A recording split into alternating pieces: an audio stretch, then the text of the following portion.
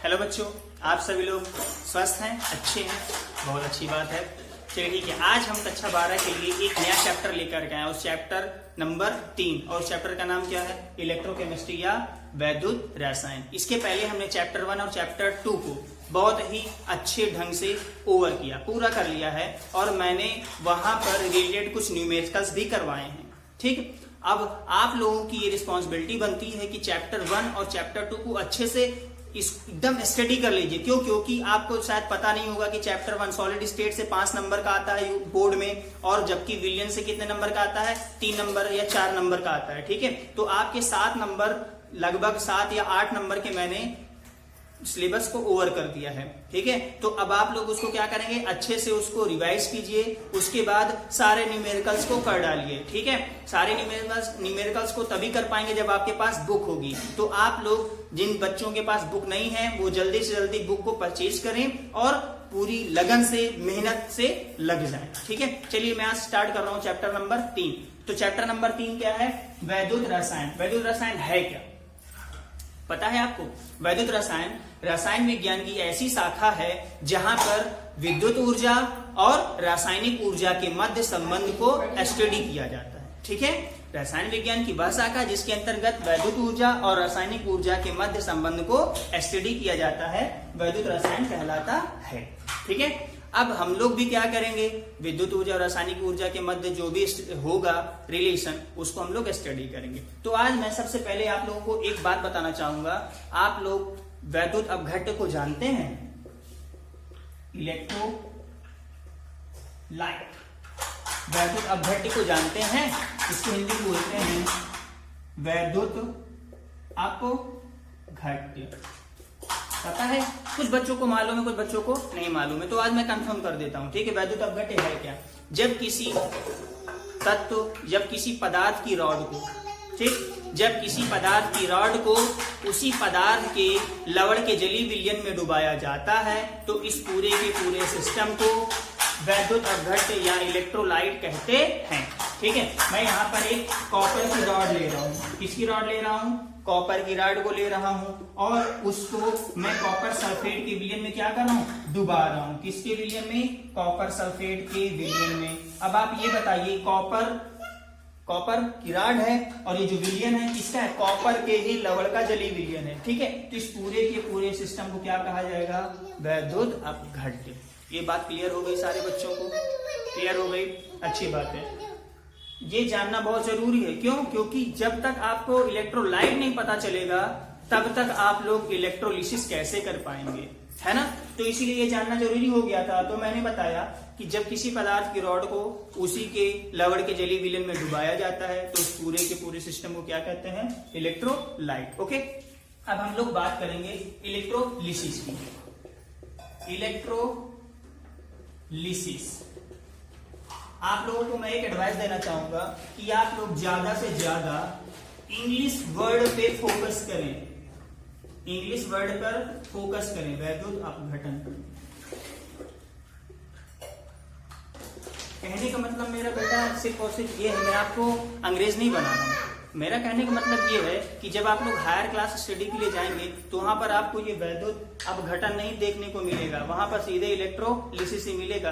तो इसीलिए यहाँ पर क्या है, मैं हिंदी और इंग्लिश दोनों इसलिए राइट कर रहा हूँ कि बच्चों को याद हो जाए कि भैया इलेक्ट्रोलिसिस का मतलब क्या होता है, वैद्युत अपघटन। ठीक है, चलिए अब हम लोग पढ़ते हैं वैद्युत अपघटन है क्या।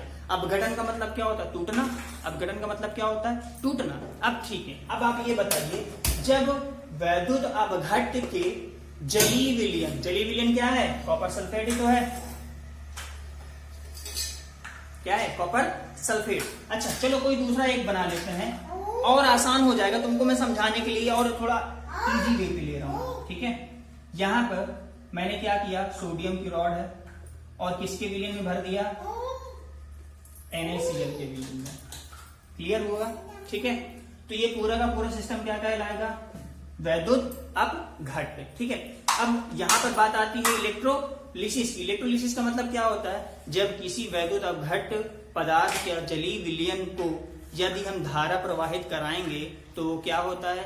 अपने अपने आयनों में टूट जाते हैं। ठीक है, जब अपने अपने आयनों में टूट जाएंगे तो कोई धनायन बनाएगा, कोई ऋणायन बनाएगा। तो जब धनायन ऋणायन बनाएंगे तो वहां पर क्या होगा, किसी न किसी के साथ ऑक्सीकरण होगा और किसी के साथ अपचयन होगा कि नहीं होगा, मैं आपको दिखाऊंगा। ठीक है, एक एक को। अब चलिए ठीक है, देखते हैं। सबसे पहले मैं इजी वे पे आता हूँ, NaCl। भैया ये भी क्या है, इलेक्ट्रोलाइट का जलीय विलयन ही तो है। जब मैं NaCl पे विद्युत धारा प्रवाहित कराऊंगा, क्या कराऊंगा, विद्युत धारा क्या करूंगा, प्रवाहित कराऊंगा, तो क्या होगा, अपने अपने आयनों में टूटेंगे। क्या बनाएंगे, गौर से देखिए, ये क्या बनाएंगे, एक बना लेगा सोडियम आयन। भैया जलीय विलयन में सोडियम आयन होगा ही। भाई जलीय विलयन का मतलब क्या होता है, वो पदार्थ अपने आयनों में टूट जाता है। ठीक है, एक सोडियम आयन होगा और दूसरा क्या होगा, क्लोराइड आयन होगा कि नहीं होगा कि नहीं, है ना। चलिए अच्छा, मैं इसको इधर राइट कर देता हूँ, यहां पर मैं राइट कर देता हूँ सोडियम आयन और क्लोराइड आयन। ठीक भैया, NaCl का क्या है, जलीय विलयन है। जब हम इसमें क्या करेंगे, विद्युत अपघटन कराएंगे। जब हम इसको विद्युत अपघटन कराएंगे तो क्या होगा, इलेक्ट्रोड का मतलब एनोड होगा और क्या होगा, कैथोड होगा। तो एनोड पर कुछ मिलेगा और कैथोड पर कुछ मिलेगा। ठीक, एनोड पर क्या मिल सकता है, मान लो क्लोरीन गैस मिल गई, या कैथोड पे सोडियम धातु मिल गया। तो कुछ बच्चे पूछेंगे कि सर आखिर ऐसा कैसे हो गया, आपको कैसे याद हो गया, कि आपने याद किया है क्या? नहीं भैया, हमने याद नहीं किया है। हमने क्या किया है, सिर्फ और सिर्फ इसको ध्यान दिया, एनोड को और कैथोड को। आपको भी अभी पता चल जाएगा, तुरंत आप जान जाओगे कि हो क्या रहा है। ठीक है, चलो देखते हैं। सोडियम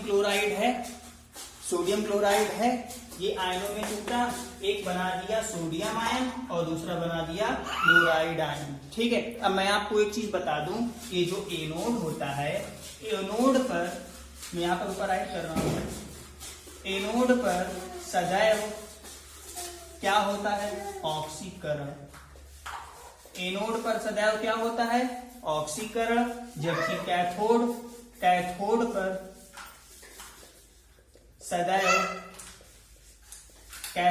सदैव अपचयन होता है। ये दो बातें आप लोग, सदैव अपचयन होता है, ये दो बातें आप लोग अपने माइंड पे सेट कर लें। ठीक है, अभी आपको क्लियर हो जाएगा। देखिए, यहाँ पर सोडियम आयन है और यहाँ पर क्या है, क्लोराइड आयन है। ठीक है, मैंने क्या किया, दो NaCl के लिए, इसका मतलब दो सोडियम आयन बने होंगे कि नहीं बने होंगे, और दो क्लोराइड आयन बने होंगे कि नहीं बने होंगे। अब आप एक बात मुझे ये बताइए, यहाँ पर ये जो क्लोराइड आयन है, दो क्लोराइड आयन जो है, ये क्या होगा, दिखाई दे रहा है, दो क्लोराइड आयन है, ये क्या होगा, क्लोरीन गैस बना लेगी। क्या बनाएगी, क्लोरीन गैस, और साथ में क्या करेगी, दो इलेक्ट्रॉनों को मुक्त कर देगी। ये क्या है, दो इलेक्ट्रॉन मुक्त हो गए, यहाँ पर क्या बन गई, क्लोरीन गैस। क्लियर हो गई बात कि नहीं मेरी। अब ये जो दो मुक्त इलेक्ट्रॉन हैं, ये कहां पर रहेंगे, ये विलयन में ही तो रहेंगे, कहीं भाग तो जाएंगे नहीं कि उड़ जाएंगे, है ना। ये इसी विलयन में होंगे कि नहीं होंगे, और इसी विलयन में ही सोडियम आयन भी तो है। ये यहाँ पर देखिए, यहाँ पर सोडियम आयन भी तो है। ये क्या करेगा, ये जो दो सोडियम आयन है, ये दो इलेक्ट्रॉनों को ले लेगा। जब दो इलेक्ट्रॉनों को ले लेगा तो क्या बनाएगा, दो सोडियम का परमाणु बनाएगा। क्लियर हो गई बात कि नहीं। अब यहाँ पर आप 9th में भी पढ़े, 10th में भी पढ़े, 11th में भी पढ़े। अब आप एक बात ये बताइए, इसके ऊपर माइनस चार्ज लगा हुआ, इसके मतलब क्या है, क्लोरीन परमाणु पर इलेक्ट्रॉनों की अधिकता है कि नहीं। उसके बाद क्या हो रहा है, यहाँ पर कोई भी इलेक्ट्रॉन चार्ज नहीं है, इसके क्या हो गया, जीरो। क्या हो गया, जीरो, क्योंकि कोई भी तत्व फ्री स्टेट में होता है तो उसकी आक्सीकरण संख्या क्या होती है, जीरो होती है। ठीक है, अब आप गौर से देख करके बताइए, यहाँ पर इलेक्ट्रॉनों की अधिकता थी, यहाँ पर आकर इलेक्ट्रॉन जीरो हो गया, मतलब ज्यादा से कम की ओर गया, मतलब इसमें से इलेक्ट्रॉन क्या हो गए, निकल गए। इलेक्ट्रॉन इसमें से क्या हो गए, निकले, ये देखो बाहर आकर के मुक्त हो गया। इसका मतलब यहाँ पर क्या हो रहा है, ऑक्सीकरण हो रहा है कि नहीं हो रहा है, हुआ कि नहीं, ऑक्सीकरण हो गया ना। जब ऑक्सीकरण हुआ तो क्लोरीन गैस कहां पर मुक्त होगी, एनोड पर। ये देखो तभी तो CO2 लिखा था, बात समझ में आ गई। जब किसी आयन पर इलेक्ट्रॉन मुक्त होंगे तो वो कहां पर जा करके मिलेगी, एनोड पर प्राप्त हो जाएगी। ठीक, और उसके बाद अब गौर से देखिए, सोडियम आयन की ओर, इसके पास इलेक्ट्रॉनों की कमी थी कहीं से इसको 2 इलेक्ट्रॉन मिल गए, कहां से मिले, जो आगे गए थे क्लोरीन के द्वारा, ठीक। तो ये क्या करेगा, 2 सोडियम परमाणु बना लेगा। अब बॉस देखिए, यहाँ पर इलेक्ट्रॉनों की कमी थी कि नहीं, अब यहाँ पर क्या हो गई, कमी पूरी हो गई, ठीक। यहाँ पर इलेक्ट्रॉनों की कमी थी, यहाँ पर आकर कमी पूरी होगी, इसको मतलब इसको कहीं से कहीं इलेक्ट्रॉन मिला होगा, है ना। जब इलेक्ट्रॉन जुड़ता है तो क्या होता है, अपचयन। तो यहाँ पर क्या हो रहा है, अपचयन हो रहा है। यहाँ पर क्या हो रहा है, अपचयन। जब अपचयन हो रहा है तो ये कहाँ पर मिलेगा आपको, बताएं भैया, कैथोड पर। ये देखो सोडियम मिल गया कि नहीं मिल गया, मेरी बात क्लियर हुई कि नहीं हुई, है ना। इसीलिए मैं यहाँ पर बोला हूँ कि एनोड पर सजाओ क्या होगा, ऑक्सीकरण, मतलब एनोड पर वही पदार्थ मिलेगा जिसका ऑक्सीकरण होगा।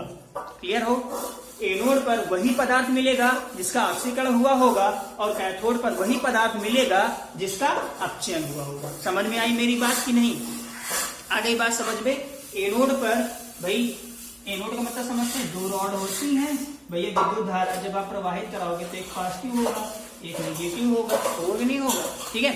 तो जब 2 इलेक्ट्रोड है तो एक क्या होगा, एनोड होगा, और एक क्या हो जाएगा, कैथोड, होगा कि नहीं होगा। विद्युत धारा प्रवाहित करा है तो एनोड पर हमको कौन मिलेगा, वही मिलेगा जिसका क्या हुआ होगा, ऑक्सीकरण हुआ होगा। अब यहाँ पर देख करके बताइए, किसका ऑक्सीकरण हुआ, क्लोरीन का, तो एनोड पर कौन मिल जाएगा हमको, क्लोरीन गैस मिल जाएगी। एनोड पर कौन मिल जाएगा, क्लोरीन गैस। और कैथोड पर कौन मिलेगा, जिसका अपचयन हुआ होगा। अब बताओ यहाँ पर अपचयन किसका हुआ है, सोडियम का ही तो अपचयन हुआ है, तो कैथोड में हमको कौन मिल जाएगा, सोडियम मिल जाएगा, ठीक है।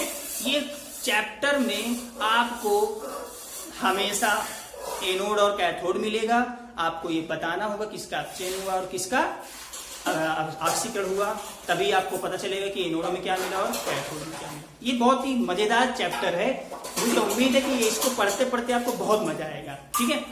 अभी स्टार्टिंग है, कुछ बच्चों को समझ में आ गया होगा और कुछ बच्चों को अभी थोड़ा कम समझ में आया होगा, ठीक है। तो आप इस वीडियो को बार बार रिवाइंड करके देखेंगे तो वो भी समझ में आ जाएगा। लेकिन जब हम और आगे बढ़ेंगे तो ये चैप्टर उतना ही इजी होता जाएगा जितना आप लोग नहीं समझ रहे हैं अभी तो आपको बहुत हार्ड लगेगा, बट बहुत इजी चैप्टर है, चुटकियों में आ जाएगा। ओके, चलिए मिलते हैं आपसे हम नेक्स्ट वीडियो में। इसके बाद नेक्स्ट टॉपिक जो हम लोग पढ़ेंगे वो हम लोग पढ़ेंगे फैराडे के नियम की, ठीक है।